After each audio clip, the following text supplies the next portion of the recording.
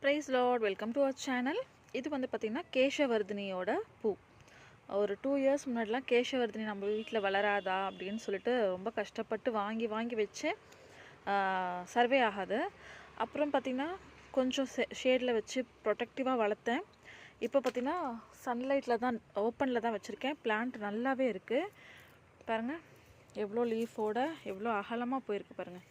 இது எல்லாமே இதுலேருந்து நான் நிறைய கட்டிங்ஸும் எடுத்திருக்கேன், சீடு போட்டும் வளர்ந்துருக்கு. ஆக்சுவலாக அந்த ஃப்ளவர் ரொம்ப பிடிக்கும் எனக்கு. அப்படியே பட்டு துணி மாதிரி இருக்கும். இது சீடு விழுந்து இப்போ தானாக நிறைய தொட்டிகளில் வளர்ந்துருக்கு.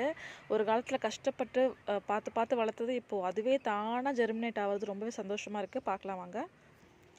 இது வந்து அந்த க்ரீன் கலர் ரோஸ் இருக்குல்ல, அந்த செடியில் பாருங்கள் 2 செடி இவ்வளோ பெருசாக வளர்ந்துருக்கு. வளர்ந்ததுக்கப்புறம் தான் நானே பார்த்தேன். ஆக்சுவலாக இதுதான் பார்த்திங்கன்னா மதர் பிளான்ட்டு.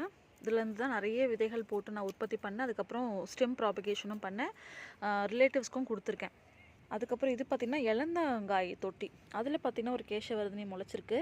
அப்படியே தானாக முளைச்சிருக்கு பாருங்கள். இதோ ஒன்று வந்திருக்கு பாருங்கள்.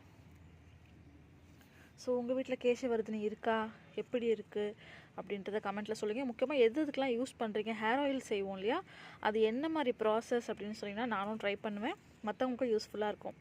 ஸோ வீடியோவில் கமெண்ட் பண்ணுங்கள். வீடியோ பிடிச்சிருந்தா மறக்காமல் லைக் பண்ணுங்கள். தேங்க்யூ ஃபார் வாட்சிங் அண்ட் ஹாப்பி கார்டனிங்.